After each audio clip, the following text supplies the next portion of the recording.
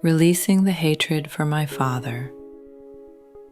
When I finally resolved to release the hatred I harbored for my father, I confronted the myriad past selves etched within my heart.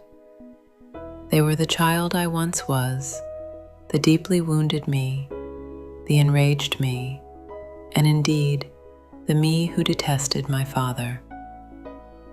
I met each of these past selves, listened to their stories, empathized with their emotions, and one by one allowed them to depart from my consciousness.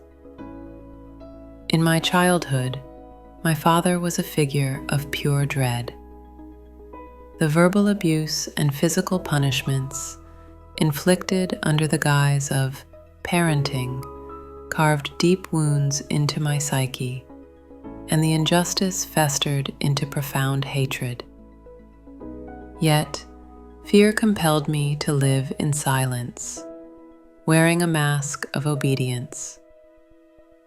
I strived to please this father, to become the perfect daughter he would be proud of. I believed that through relentless effort, I could earn his love. Ultimately, I became my father's pride, and he passed away under the illusion that I truly loved him. But the truth held in my heart was far different. I wore the mask of a compliant, good daughter, presenting a false self to my father. It was the only way for the child I was to feel loved and to survive. On the day of my father's funeral, I felt no sorrow. Instead, a profound sense of liberation washed over me, a freedom from the pervasive fear he had instilled. I had believed that my long-standing wounds would vanish with his passing, but in their place, an overwhelming guilt emerged.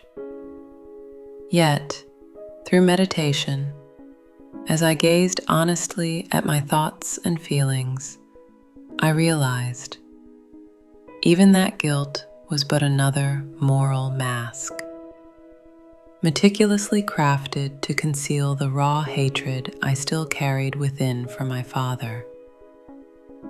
I had lived by burying my darker emotions beneath layers of good and positive thoughts. But this was not true healing. It was mere suppression. The accumulated resentment and rage within me inevitably projected outwards, flowing toward those closest to me, individuals I unconsciously perceived as weaker. Tragically, it was my husband, the one nearest to me, who bore the brunt of this psychic damage. In the presence of those I deemed stronger, I wore the mask of silence.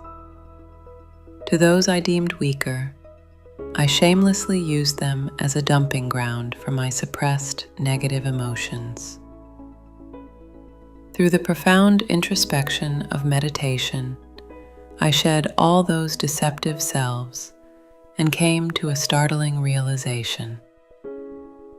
My entire life, lived with such diligence, had been nothing more than a puppet show, with me as the marionette, trapped in the prison of a child's unresolved negative emotions.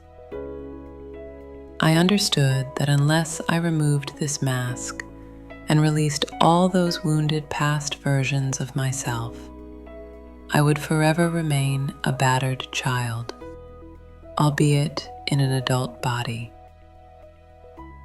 I recognized that such a fragmented existence, regardless of how comfortable my external circumstances, would inevitably leave my heart hollow and perpetually lonely.